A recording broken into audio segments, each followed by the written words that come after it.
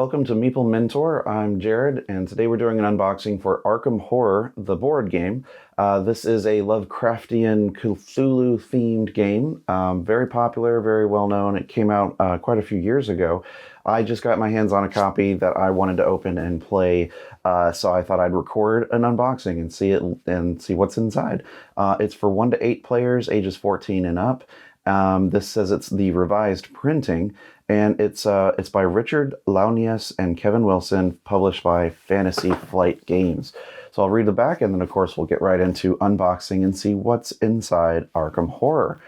The end is near. The year is 1926. The place is Arkham, Massachusetts. Gateways to places horrible beyond imagination are opening up all over town, releasing hideous creatures into the streets to stalk the night. Worse yet, if enough of these gates open up, then a creature of unfathomable power will be unleashed on the world. Pitted against these overwhelming odds is a small band of investigators determined to beat back the uncaring forces of the universe. They'll have to delve deep into the mysteries of the mythos and use all of their skills, weapons, and spells if they want to even have a slim chance of success. The classic game of Lovecraftian adventure returns in a new edition after almost 20 years. Arkham Horror is an adventure board game for 1 to 8 players, taking 2 to 4 hours to play. So they, being Fantasy Flight Games, they also have like a recommendation on card sleeves that, of course, they would supply and sell. And it's not for ages 0 to 3, probably because of all the little bits, and just an overview of the contents. But we're not going to read that. We're going to look at it. The game that I picked up, unfortunately, has a little bit of damage on the corner, but it's all right. They sold it to me at a discount, even though it's still in the shrink. All right. So here we go. Let's look inside. So first, of course, Fantasy Flight Games has a brochure of some of their other games that they have available and that they sell. Of course, we have the very large rule book, which I imagine is going to be packed to the brim of information. And yes, look at how small the text is in here. It's going to be crazy. Lots and lots to learn to play this game. So we'll set that aside and move further into what's in the box. So we've got quite a bit of, here we go, right here on top, the cardboard punch outs. Let's see if I can carefully punch this open.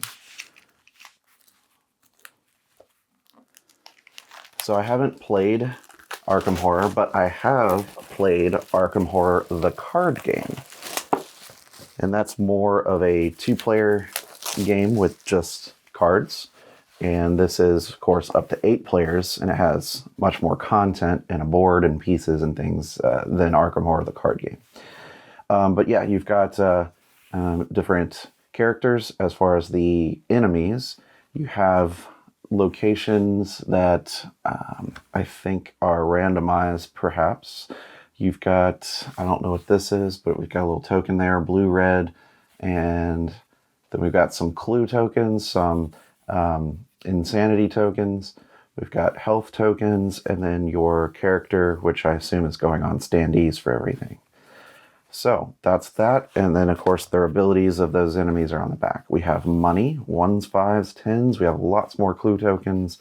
A few more of these here for characters. We've got this screaming face token. And then some of these. We've got this, which I think is like artifact or magic points or something like that. I can't remember. It's also used in Mansions of Madness, which is also Cthulhu themed. So if you're familiar with that, you'll probably recognize some of the aesthetics and icons. So there's lots of characters here to choose from and lots of enemies that we can encounter. And just generally lots of tokens to sort and bag, I imagine. Okay, this is in a large Ziploc bag, so no need to cut it. We'll just pull this board out and see what the game board looks like.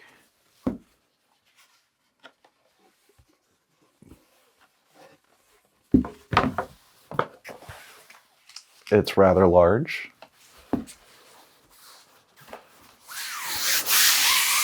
Okay, there you go. I'm just making sure you can get that all in frame on the camera.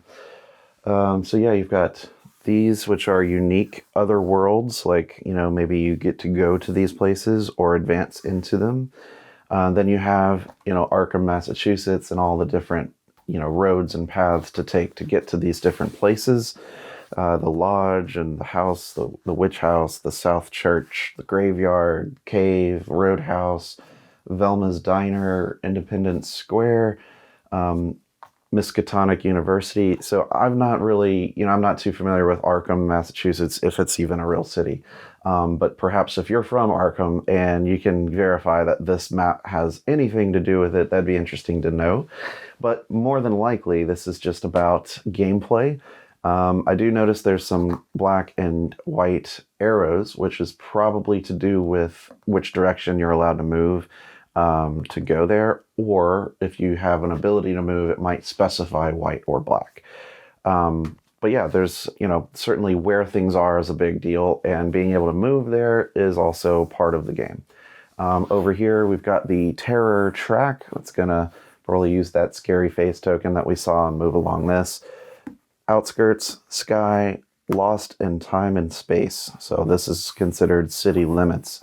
So, or past city limits, you might say. And then, of course, the other worlds that we note is over here. The Arkham Asylum is over here. And it's got the psychiatric care. Yeah, so there's different encounters that you're going to do when you go to these places. Here we have plastic standy pieces. So once we've punched out everything, these are going to go in there and stand up nicely on the board, and you get to move everything around. These are going to be player cards, I imagine, or scenarios even. So let's take a look at all the characters available. Michael McGlynn, Vincent Lee the Doctor, Daryl Simmons the Photographer, Dexter Drake the Magician, Sister Mary the Nun, Jenny Barnes the Dilettante, Kate Winthrop the Scientist, Gloria Goldberg the Author, Bob Jenkins the Salesman, Monterey Jack the Archaeologist, Mandy Thompson the Researcher, Amanda Sharp the Student, Carolyn Fern the Psychologist, Harvey Walters the Professor, Joe Diamond the Private Eye, Ashcan Pete the Drifter.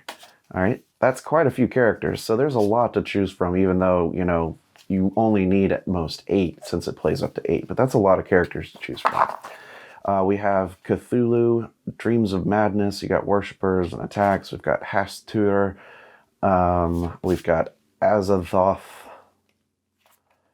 Shub-Niggurath, Ithaqua, the Nyarlathotep, Yog Sothoth, Yig. Yeah, so I don't know if all of these are going to be in play every game. I imagine you're going to pick a scenario or uncover a scenario as you play that's going to say which of these big bads, that you're going up against, because that would be a lot, for a single game. So as far as replayability, this looks quite good. Every game should feel very, very different because of all of the variable stuff. We have inside lots of cards and some standard D6 dice. And standard is standard. I mean, just white plastic dice, rather large, with indented pips, 1 to 6. Pretty standard. All right, let's look at some of the cards. And that is what's left of inside the box.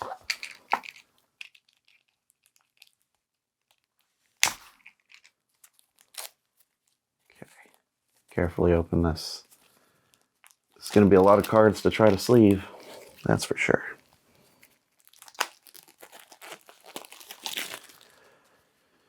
Okay, we've got different backs. Let's see.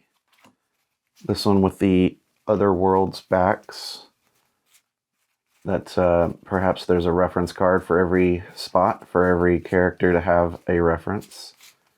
perhaps. The stars are right. Shuffle the gate deck and keep drawing until you get an encounter of the right color. Then again, maybe this is just shuffled and, determines where someone might go or where something happens. We've got these. So this has like various locations on it, and on the back, these are all unique, although they're the same 3 locations. So I imagine whenever an event happens, you read it and determine what's going on at each of those 3 specific locations. All right, over here, we've got blue. So this is going to be for probably these 2 locations, or 3 locations. All right, well, the Silver Twilight Lodge, the Inner Sanctum, and the Witch House. So these are, there's a lot of encounter type stuff going on here. Over here, these buildings encounters. So Historical Society, Ma's Boarding House, and South Church. So it appears to me when you go to one of those locations, you draw the top and read the relevant section here for which area you just visited and resolve it. Some of these are going to have a stat check against, your sanity or your, health, or what is it called? Stamina. Let's see, over here we've got the Black Cave, the General Store, and the Graveyard, St. Mary's Hospital, the Woods, Ye Old Magic Shop, Administration Building, Library, Science Building, Arkham Asylum, Bank of Arkham, Independence Square. So there's that. Okay, so a lot of location cards. Good stuff. Let's put that right here. We have in here some more Otherworld cards that I can see right on top. So let's take a look.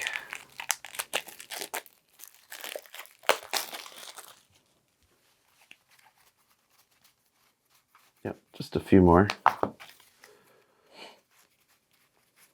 So there you go.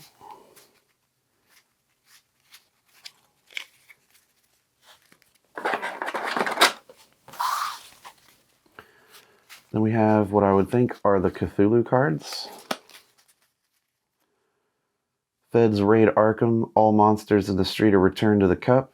Clue appears at Hibbs Roadhouse. And then there's Black Cave, and then some symbols down here for icons and plus and symbols and stuff. So this is probably how some of the bad things join the board, and or various stuff happens to direct gameplay. All right, and then we have these, which I know probably are going to include items and stuff that you can carry with you as your character. Generally, in game design, it's a good idea if you're going to have a lot of cards that characters are going to collect and keep in front of them, that they be smaller in nature so that it takes less space on the table. Have you ever thought about that? I know I have. So, okay, we've got these, the alien statue, tablet, book of Dyson. So yeah, these are all special kinds of items relating to the Elder Sign. Holy water, magical weapon, +6 to combat checks, one-time use. The pallid mask, +2 to evade checks. All really cool items, which is going to be necessary to probably win, because I believe this is going to be a very difficult game. So over here, we've got different types of cards here. We've got, what is this, artifacts, or various things to add bonuses to your rolls, and or re-rolls, and evades, and things like that. General helpfulness and general gameplay.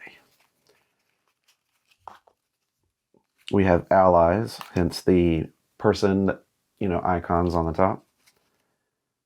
Tom Mountain Murphy, Richard Upton Pickman. There's a Duke the dog, Professor Armitage, A lot of characters. We've got a revolver, a patrol wagon, and then Deputy of Arkham. I wonder if some of these cards we find are going to be starting cards for certain characters. I might assume that. So here we've got a bunch of guns and explosions and motorcycle, old journal, dark cloak, lantern, the lucky cigarette case, the map of Arkham, whiskey. So the 38 revolver, there's a lot of very similar card options in here that you would find in Arkham Horror, the card game. Okay. Then we have this one, Curse, Flesh Ward, Heal, Enchant Weapon, Wither, Bind Monster, Find Gate, Mists of Irele, Shriveling, and Voice of Ra. Okay. We have these that are double-sided. The Retainer, Upkeep, gain $2, roll a die, discard this on a 1. So you get some money. Then we have the blue cards. Silver Twilight Lodge membership. Okay.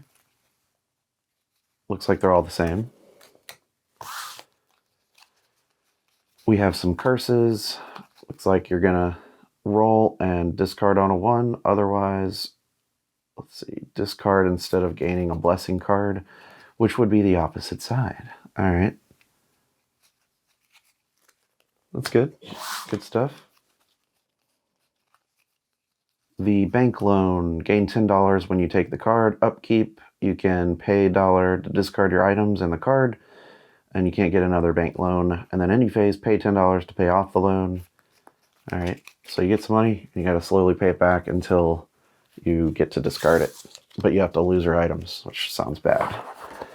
All right, so I'll put those back. And that is everything in the game, all the cards and the characters. So it looks fun. I can't wait to try it. This is Arkham Horror, the board game. And I've been Jared. This is a full unboxing. We do have a lot of other unboxings on the channel if this is what you're interested in. But we also do board game news every other Friday. Two new tutorials a month on the channel that are fully detailed, fully comprehensive, and covers solo modes and variants and everything too, if there are any. But there's a lot of content, so I hope you stick around, hit the subscribe button, and do all that YouTube stuff. And thank you for watching. Until the next video, I'll see you later. Bye-bye.